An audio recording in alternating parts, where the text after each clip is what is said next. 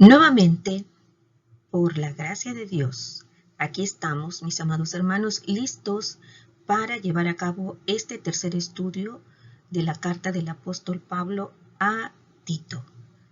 Así que vamos a conocer más acerca de esas instrucciones que el apóstol Pablo le escribió a Tito en ese ministerio como pastor de las iglesias de la isla de Creta.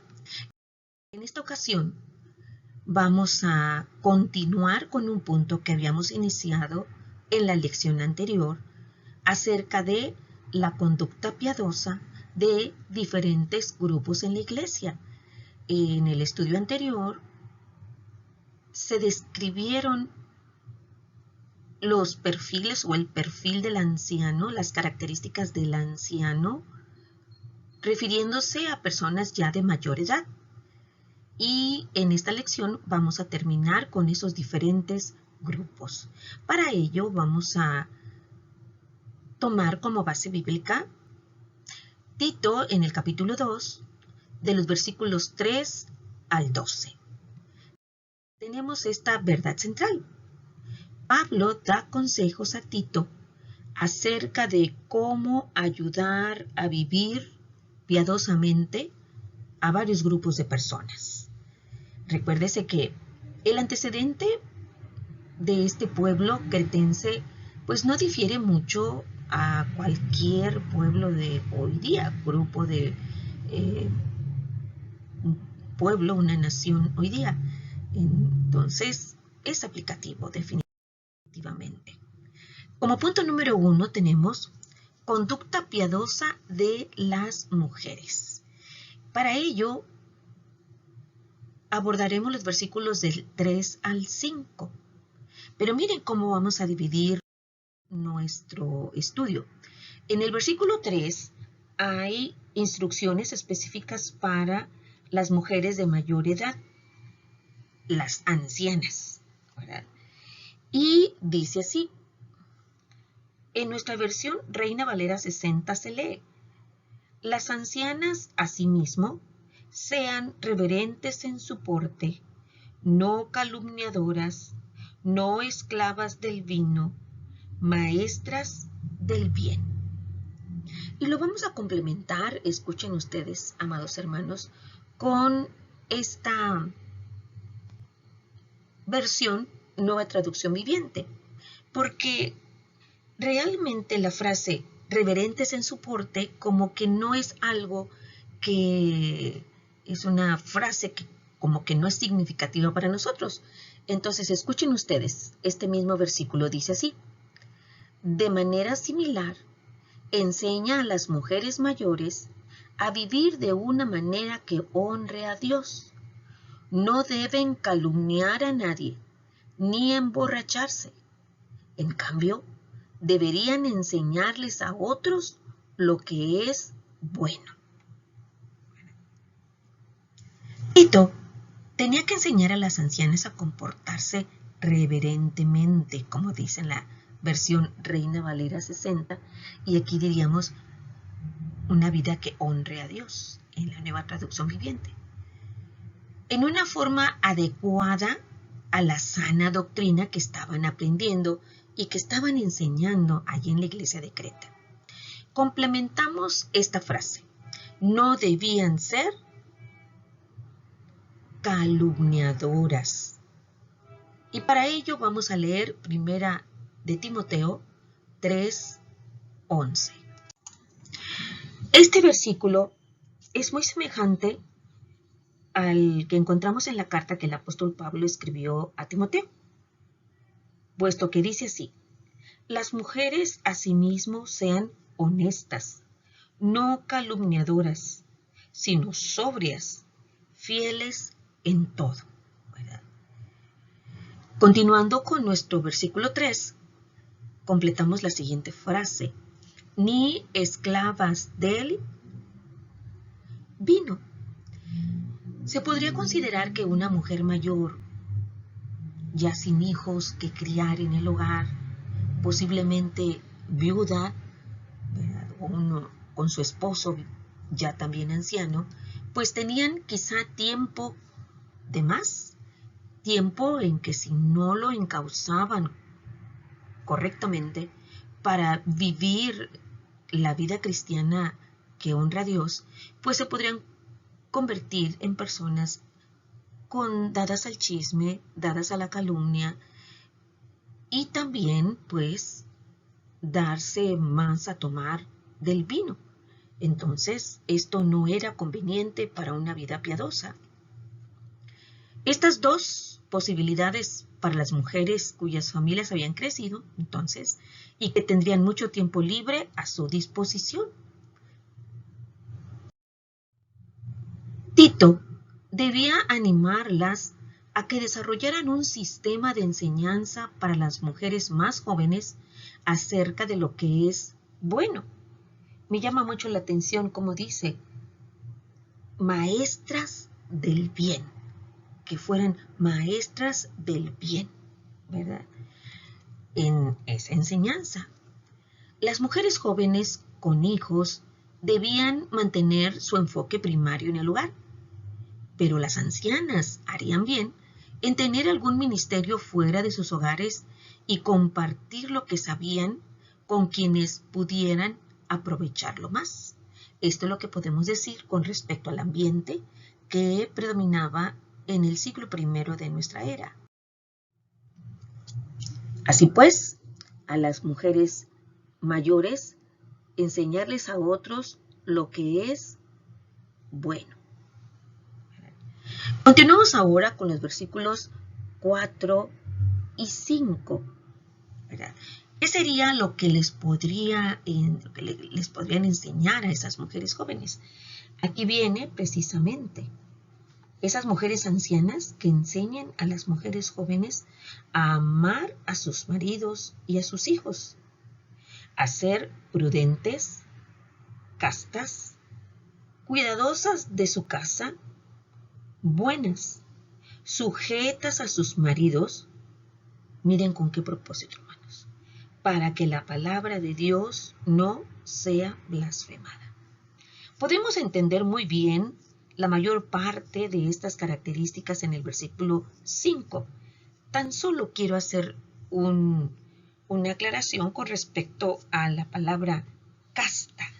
Viene de casto y como sinónimos de esta palabra es puro, limpio, virtuoso, decente. Entonces, el versículo 5 sería así: a que estas mujeres jóvenes fueran prudentes, fueran virtuosas, es decir, decentes, cuidadoras de su casa, buenas, sujetas a sus maridos. Pablo especifica aquí, en estos dos versículos, lo que quiso decir con su referencia general al bien, palabra última del versículo 3. Las ancianas pueden ayudar a las mujeres jóvenes en al menos dos áreas. Una lista que sin duda representa el entendido que tenía el apóstol de las prioridades en la vida de una joven esposa y madre. En el original, la lista enfatiza primero lo que las esposas jóvenes y madres deben ser y en segundo término lo que deben hacer. Y es que pienso yo, hermanos, que el hacer proviene primero del ser. Entonces, como que aquí sí hay una secuencia que hay que cuidar para que haya ese ambiente virtuoso dentro del hogar. Vamos a ver el listado. Deben ser, según los versículos 4 y 5, podríamos hacer el listado. 1. Amantes de sus. El primero que aparece allí es maridos, ¿verdad? Tener en el orden bíblico, después de Dios, esta mujer joven, y la palabra de Dios nos dice también a nosotros a través del tiempo, en las prioridades después de Dios al marido. Entonces deberían de saber cómo amar a su marido. Y después del esposo, número 2, amantes de sus hijos, ¿verdad? Como lo vemos aquí, amantes de sus hijos, que lo alimentara, que procuraran lo mejor en su salud, en el vestido, en la limpieza, etc. Prudentes, ¿sí? Prudentes. Número 4, después de prudentes, dice castas, ¿verdad? O sea, virtuosas, decentes, puras. Número 5, cuidadosas de su casa, es decir, dedicadas al hogar. En griego, cuidadosas de su casa, aparece nombrado así, oikourgos, literalmente, que trabajan en casa. Y miren que el término entonces es adecuado, porque existe la falsa idea, la errónea idea, de considerar que una mujer que no labora fuera de casa, en una empresa, en un lugar, en un negocio, entonces se dice, no es que ella no trabaja. No, ¿cómo no? Sí trabaja en su casa. Y ese era el sentido que el apóstol Pablo quería que las mujeres tomaran como su labor principal, como su trabajo principal, trabajar en casa. Como sexta característica dice buenas. Y en griego nuevamente tomamos el término agatas. Y nosotros, por la forma rara que se oye así, preferimos utilizar con acentuación en la primera ágatas, ¿verdad? Buenas ágatas. Y, número 7, algo muy importante, todo lo anterior debía estar perfectamente así, empaquetado, y el broche es esta última característica que debería desarrollar. Sujetas a sus maridos. Sujetas a sus maridos. Pablo escribe que, al manifestar esas cualidades, las esposas y madres jóvenes se ganan el respeto de los de afuera y, por lo tanto, impiden que la palabra de Dios sea blasfemada. Impiden esto. Y es todo lo contrario. Si se cumplen estas características, entonces la palabra de Dios es glorificada, ¿verdad? Muy bien. Hoy día, aunque con frecuencia lo opuesto es lo que sucede, las esposas y madres cristianas deben estar seguras de que el Señor honrará a las que cumplen con lo que Él valora y que a la larga Él reivindicará tanto su palabra como a quienes son fieles a ella. Muy bien, este fue el punto número 1. Vamos a ver ahora el número 2. Conducta piadosa ahora con los hombres, con los varones. Ciertamente, a los varones de mayor edad ya fueron nombrados en el estudio anterior. Ahora nos concentraremos en los varones jóvenes y en los siervos, es decir, los esclavos que había en esos primeros siglos de nuestra era. Para ello, vamos a tomar los versículos 6 al 10 de este capítulo 2. Y comenzaremos con la descripción de qué se les pidió, qué le dice el apóstol Pablo a Tito que recomiende a los jóvenes. Dice así estos versículos. Exhorta asimismo a los jóvenes a que sean prudentes, presentándote tú en todo como ejemplo de buenas obras, en la enseñanza mostrando integridad, seriedad, palabra sana e irreprochable, de modo que el adversario se avergüence y no tenga nada malo que decir de vosotros. Bien, se fija cómo cuando terminó la instrucción para las mujeres, dice para que la palabra de Dios no sea blasfemada, y cuando está terminando aquí, ya habiendo acordado la instrucción para los hombres de mayor edad, los ancianos, y ahora los hombres jóvenes, dice aquí para que el adversario se avergüence y no tenga nada malo que decir de vosotros. Tito debía asimismo exhortar a los jóvenes a ejercitar el dominio propio, una virtud en la cual muchos presentan deficiencias. Note algo interesante, hermanos. Pablo usó alguna forma de la palabra aquí traducida prudentes, sofroneo, con cada una o con cada uno de los 4 grupos de personas. Y entonces lo vemos en el versículo 2, en el 4, en el 5 y en el 6.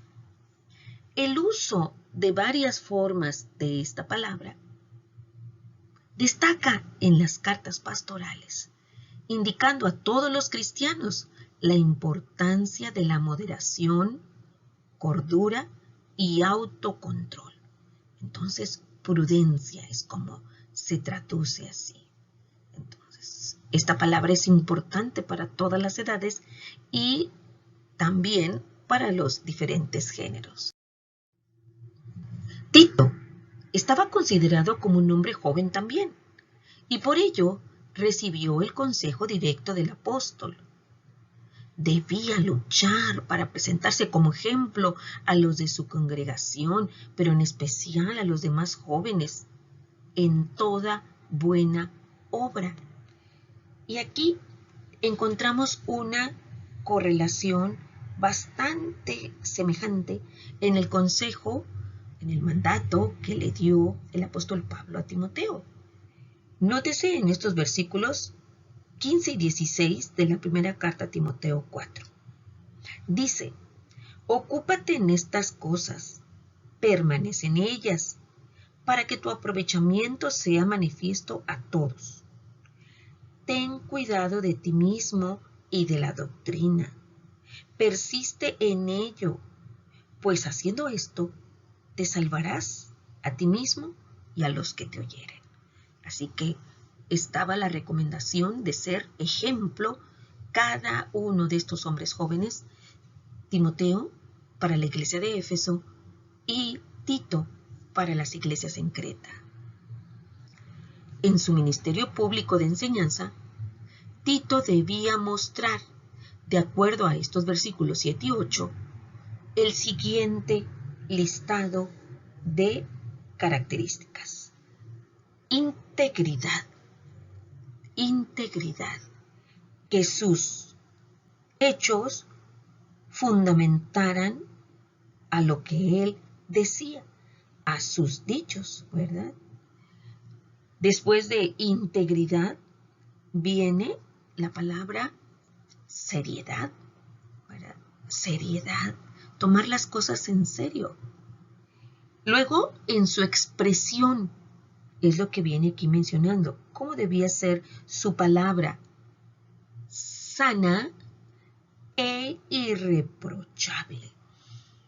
Esto es muy importante. El hombre joven tiende muchas veces a tomar cierto código, sobre todo con los grupos en donde convive, en trabajo o en el área donde vive. Entonces, la palabra del cristiano siempre tiene que ser sana e irreprochable. Pablo siempre se preocupaba de que el adversario no obtuviera municiones para sus ataques. Mucho mejor, afirma el apóstol, era que se lograra que se avergonzara y no tuviera nada malo que decir. No cesaría de atacarlos, por supuesto, pero al menos se vería avergonzado al tener que inventar sus falsas acusaciones. como lo es el adversario, es el engañador, ¿verdad? Así pues, esa era la principal característica que se le pedía a los jóvenes y sobre todo la importancia de que el que estuviera al frente de la congregación fuera, como dice aquí, íntegro, de otra manera podríamos decir coherente en la enseñanza, lo que él enseñaba lo viviera, ¿verdad? Serio, con su hablar sano e irreprochable, y entonces el enemigo se iba a avergonzar. En los versículos 9 y 10 están las recomendaciones, los mandamientos para los siervos, es decir, los esclavos. En aquel entonces, amados hermanos, estaba ya bien, pero bien especificado la conducta que debía de tener un siervo con su amo en general. Pero había un caso especial ahora con o en las iglesias.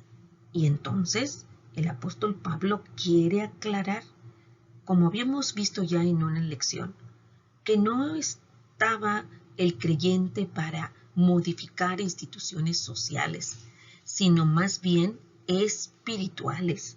Eso es lo más importante.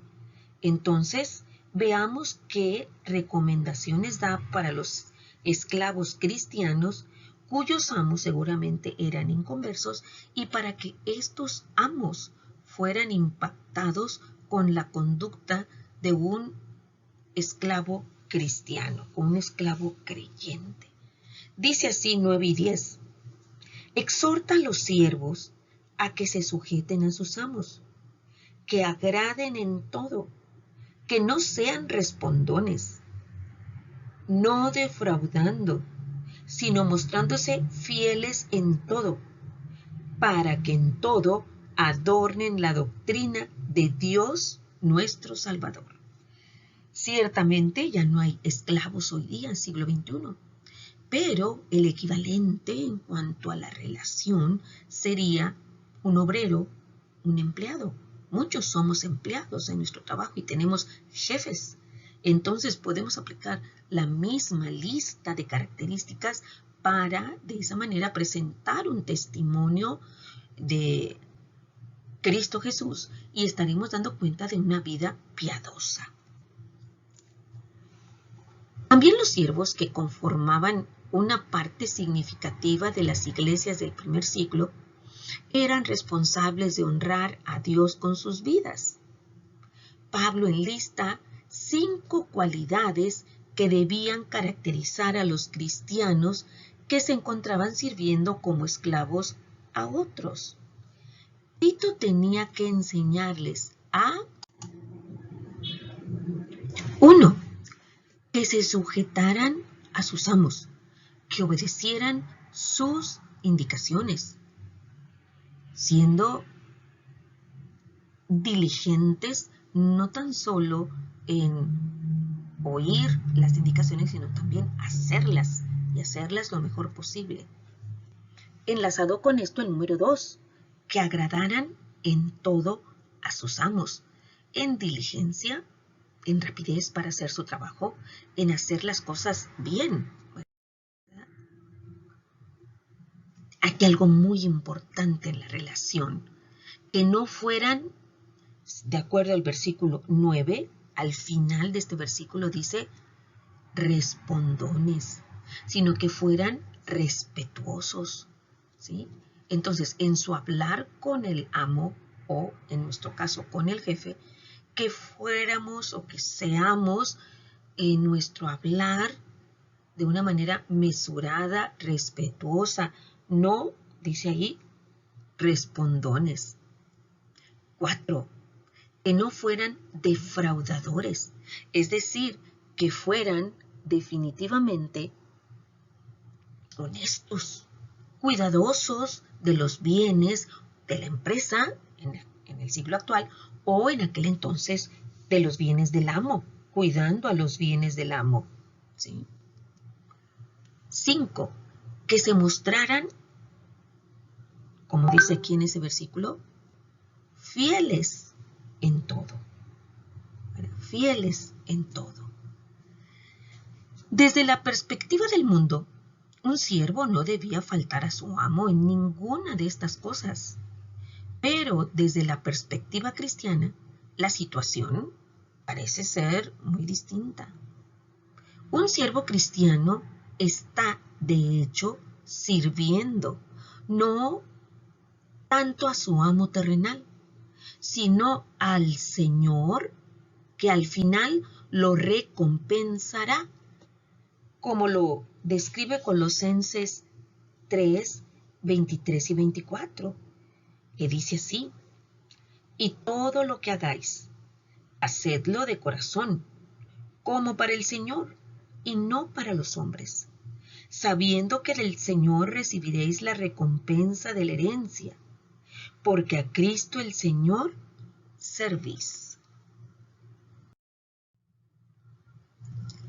Al mismo tiempo, debía evitar ofender a otros y concentrarse en seguir el ejemplo de Cristo en todo sentido.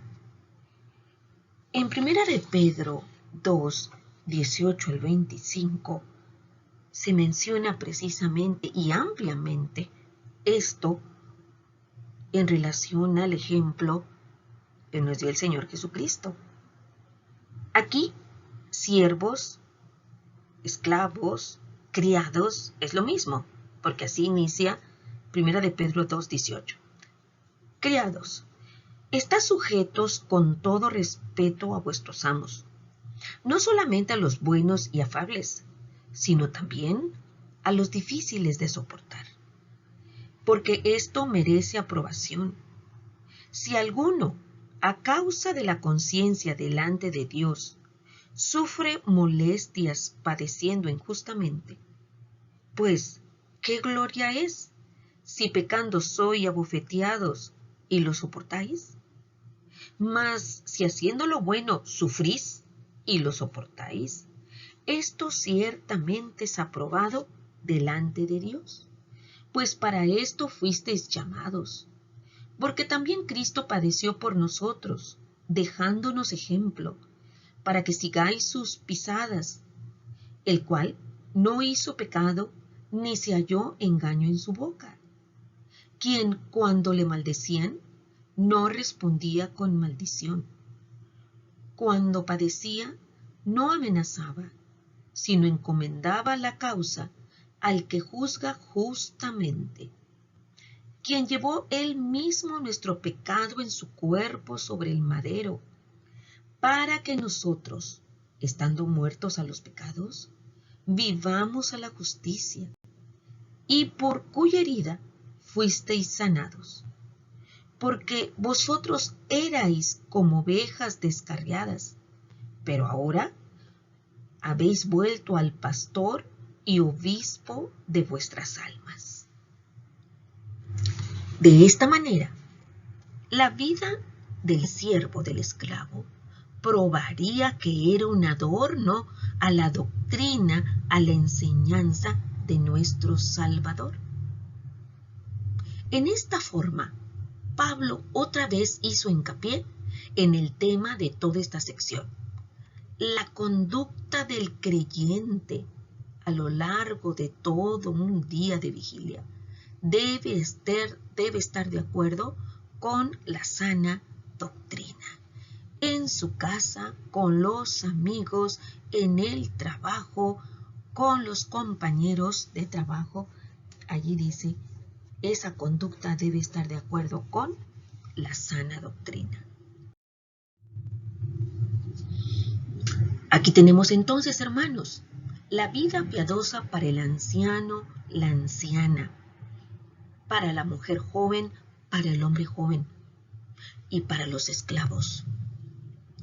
Ahí está el desafío, ahí está el llamado a vivir justa y piadosamente.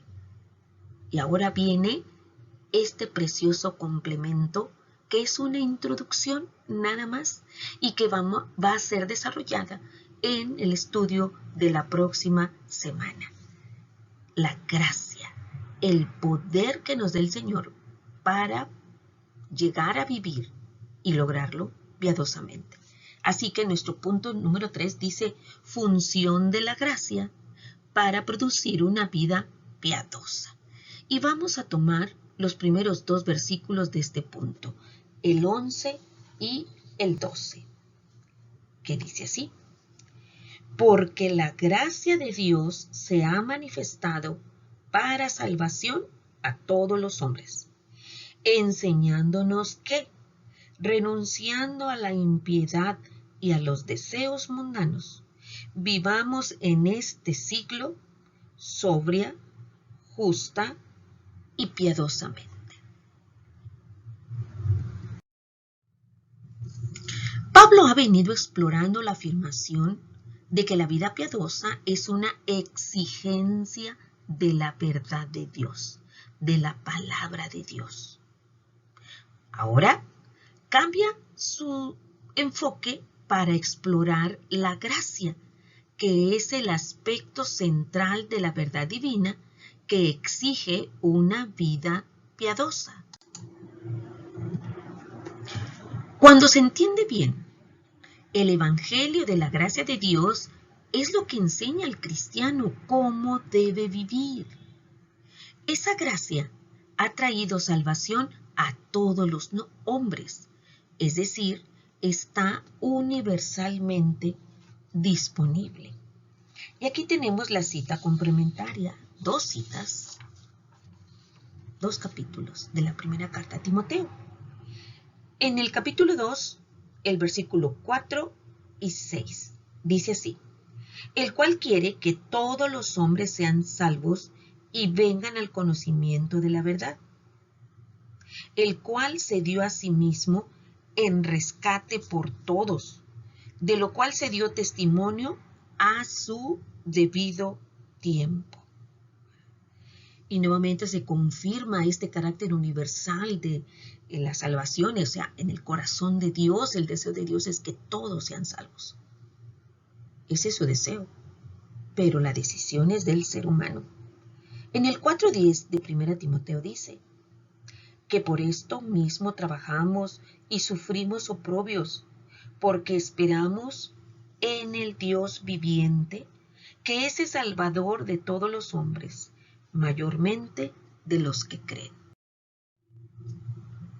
La referencia a Dios como Salvador impulsó a Pablo a afirmar la disponibilidad universal de la salvación por medio de Cristo. Cuando se captan todas sus implicaciones, el mensaje de la gracia de Dios conduce al creyente a, cuando nos damos cuenta de ese favor inmerecido que Dios nos ha otorgado, de nuestro corazón surge esa gratitud, ¿verdad?, en la cual el creyente renuncia, ¿verdad?, conduce al creyente a renunciar a la impiedad, al pecado y lo que está antes de ese pecado, y a los deseos mundanos, y a vivir en este siglo sobria, justa y piadosamente. Entonces debemos de comprender el gran sacrificio que hizo el Señor Jesucristo, que pagó el precio de nuestro pecado y nos hizo ir hacia Dios, en donde como regalo nos da la vida eterna en Cristo Jesús, Señor nuestro. Así pues, hermanos, ha quedado sentado la introducción hacia la gracia, el papel de la gracia en la producción de esa vida piadosa. El poder para vivir la vida cristiana viene del Espíritu Santo, por el hecho que Cristo murió y nos rescató del pecado, hemos sido liberados del control del pecado. Él nos da el poder y la comprensión para vivir de acuerdo a su voluntad y hacer el bien. Entonces, miraremos hacia adelante esperando el maravilloso regreso de Cristo con ansiosa expectativa y esperanza. Amén. Que Dios les bendiga.